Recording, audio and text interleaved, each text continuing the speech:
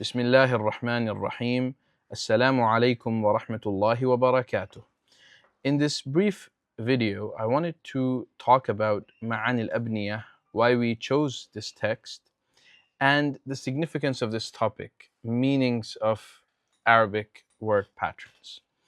Now, in order for us to master the Arabic language truly, it's important that we study the foundational sciences really well.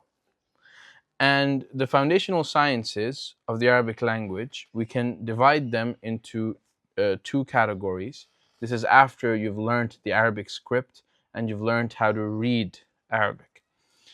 The first of them are sciences, disciplines pertaining to the Arabic word, at the word level. Sciences that study the Arabic language at the word level.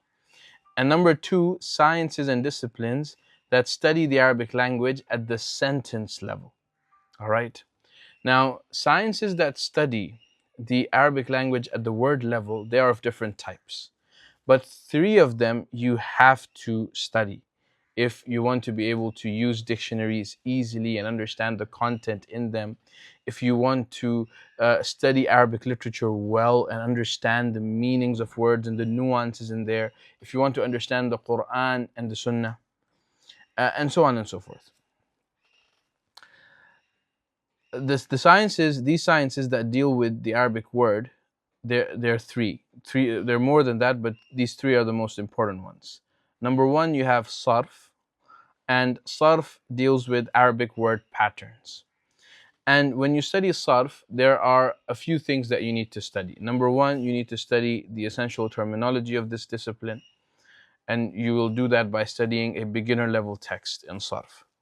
Number two, you need to study the step-by-step process of conjugating and forming different word forms. How we form fi'l madi, then fi'l mudari', then fi'l amr, the ism fa'il, the ism maf'ul, and how we conjugate these from different abwab.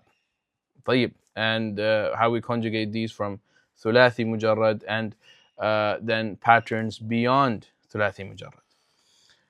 The third thing that you need to master, if you want to master Sarf, is learn the rules pertaining to irregular verbs and irregular word forms. And these irregularities, they're generally of three types. You have i'lal, and you have the rules of takhfif and the rules of idgham. And when you study those qawa'id, you have studied the structural elements of Sarf. You've studied the structural elements of Sarf, but a very important component is still missing, which is the meanings of these patterns then. طيب. When we say, for example, sami' and then sami', what's the difference between sami' and sami'? When should we use a sifa mushabbaha? When should we use an ism fa'il? Because there's differences of meanings between the two. When should we use a verb as opposed to a noun? So when I say Zaydun yaqumu and Zaydun qa'imun, what's the difference between Zaydun yaqumu and Zaydun qa'imun? In Zaydun yaqumu, the khabar is a jumla fi'liya, whereas in Zaydun qa'imun, the khabar is an ism. So what difference do we have there in meaning between these two types of sentences?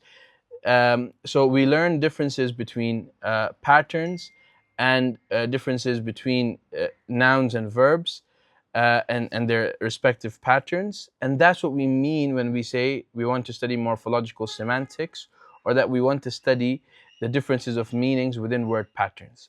Without this, your study of Sarf will lack a key and crucial component.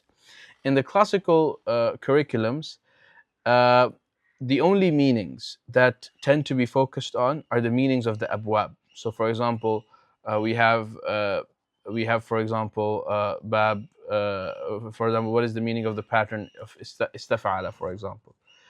If a word is coming from the pattern of if'al or taf'il, what are the different meanings that could be there?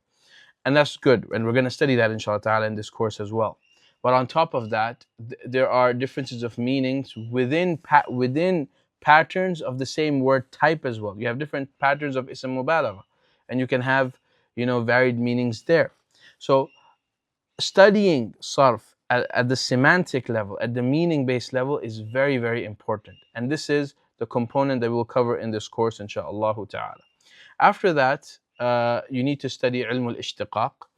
And ilm al-ishtiqaq, there's a type of ishtiqaq which we study in sarf, which is called al-ishtiqaq al-saghir, or al-ishtiqaq al-sarfi. And there's a type of ishtiqaq that is not covered in sarf, which Ibn al-Jinni rahimahullah mentions, and we've studied the basic philosophy of this in our fiqh al-lugha program. But inshallah ta'ala, we're going to launch a course on ilm al-ishtiqaq as well, which studies the relationships between words that are derived from a common root. And the meanings, it has a meaning-based aspect, of course, to it. And the third discipline that you need to study at the word level is learning Arabic vocabulary. And you do that by reading, you do that by studying classical texts that cover Arabic words like fasih, tha'lab, and by going through Arabic dictionaries. And that's called ilm al-lugha or ilm mufradat al-lugha, and so on and so forth. In this course on Ma'ani al-Abniya, we'll be focusing on this particular element of sarf, the meanings of these patterns. And alhamdulillah, we have other courses on sarf in which we've studied the structural elements of this discipline. So I look forward to seeing you in this course, inshallah ta'ala. Barakallahu feekum. Assalamu alaikum.